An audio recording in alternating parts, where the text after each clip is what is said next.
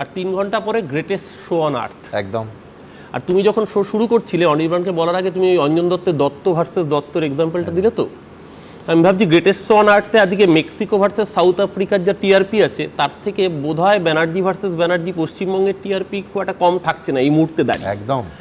তোমার সাথেই আমি বলেছিলাম, এবং আমি যখন রিজাইন করেছিলাম পুরসভার পদ থেকে আমি পরিষ্কার বলেছিলাম যে এটা কোনো রাজনেতার বক্তব্য হতে পারে না যে শ্মশানের চুল্লিতে বিরোধীদের প্রয়োজন হতে পারে। তো নজরুলদা একটা ভুল বলেছেন যে হ্যাঁ, শ্মশানের চুল্লির সাথে নিশ্চিতভাবে কোনো সাংসদ তার এমপি ল্যাডের টাকায় শ্মশান কবরস্থান সব জায়গায় কাজ করতে পারেন, কিন্তু সেটা কোনো রাজনেতার বক্তব্য হতে পারে না যে বিরোধী দলের জন্য চুল্লিটা প্রয়োজন আছে। এটা গণতন্ত্রের বক্তব্য আসতে পারে না।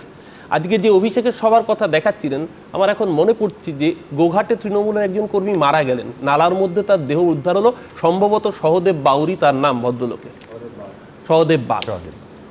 আজকে এই যে ঘটনাগুলো ঘটছে, আজকে আপনি বলুন, আমি যখন সেদিনকে এই কথাটা বলেছিলাম যে এটা কোনো রাজনেতার বক্তব্য হতে পারে না, আমাকে কোট আনকোট দলের একটা বড় অংশ থেকে এবং বিশেষ করে সোশ্যাল মিডিয়ায় হঠাৎ করে আখ্যায়িত করা হলো। শ্রমিক ভট্টাচার্য একটা স্টেটমেন্ট দিয়েছিলেন ভালো তৃণমূল, তা আমি নাকি ভালো তৃণমূল হতে চাইছি। আচ্ছা, কল্যাণদা তো আজকে বিকেলের আগে অবধি ভালো তৃণমূল ছিলেন না।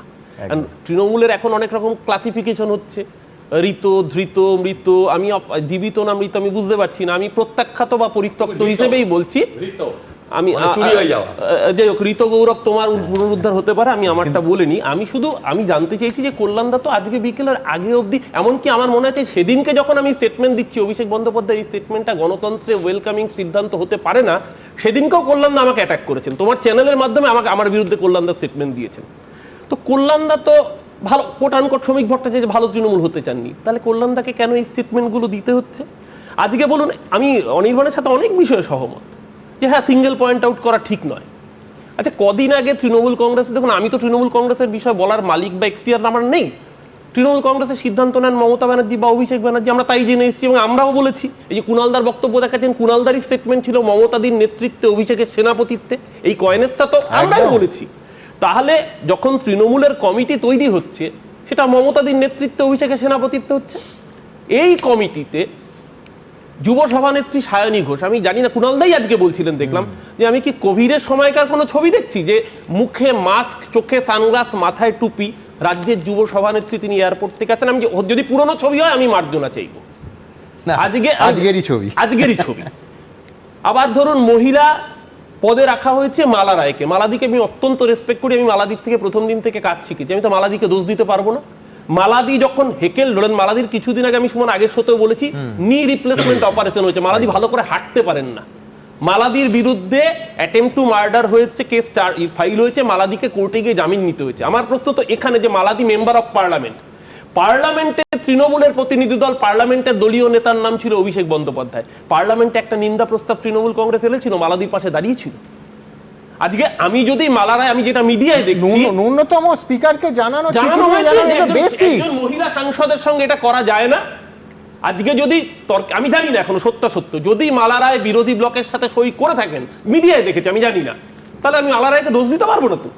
আজকে এটা তো সত্যি কথা, সিঙ্গেল পয়েন্ট। এই যে অনির্বাণ বললো যে আমি খারাপ সময় রয়েছি, ভালো সময় ছিলাম, খারাপ সময় পালিয়ে যাইনি। অনির্বাণ ভালো খারাপ সময় বলে মমতা ব্যানার্জির পাশে যেতে পারবে।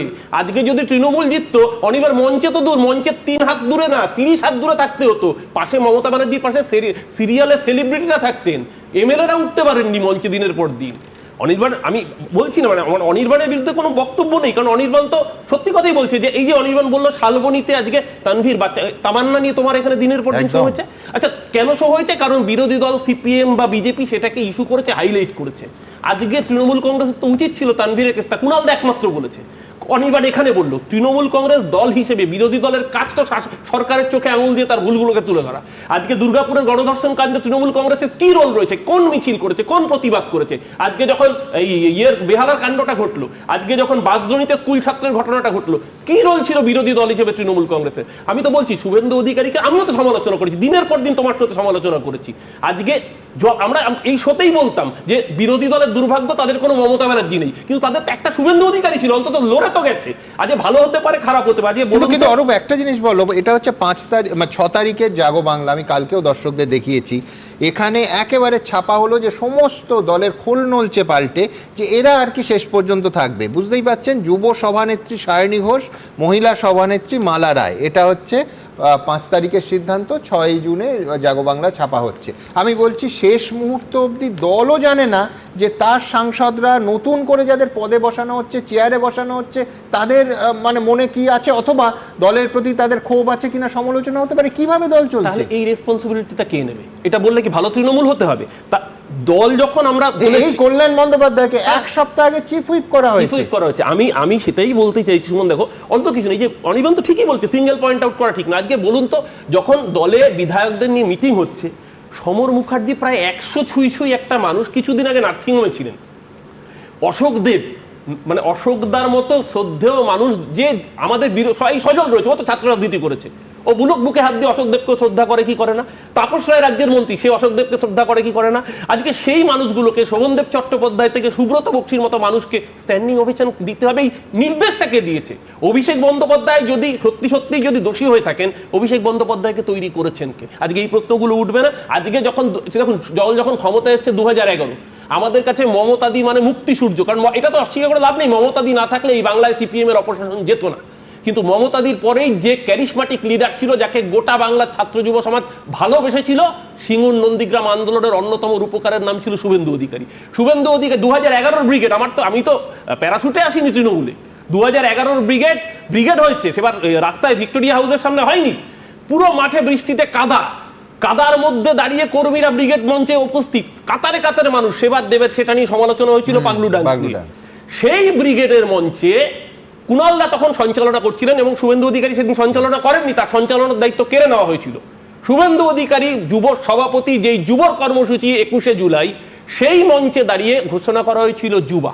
একদম সেই দিনকে শুধুমাত্র আজকে কল্যাণদার ভাষায় রক্তের সম্পর্ককে জায়গা করে দেওয়ার জন্য কল্যাণদার জায়গাটায় আসছিলাম। আমি আজকে আবারও বলছি, শুনুন, ওই ডারউইনের থিওরি আছে না, survival of the fittest, Mamata ব্যানার্জির পরে যদি যোগ্যতার নিরিখে কোনো নেতৃত্ব হতে পারত, তাহলে আজকে তৃণমূল কংগ্রেসের মুখ্যমন্ত্রীর নাম হতো হয়তো শুভেন্দু অধিকারী, তাহলে তৃণমূলকে হয়তো আজকে এই দিনটা দেখতে হতো না। আমি একটা বিষয় অ্যাড করি, কোনো রকম কাউন্টার করছি না, ও যা বলেছে তার বক্তব্য।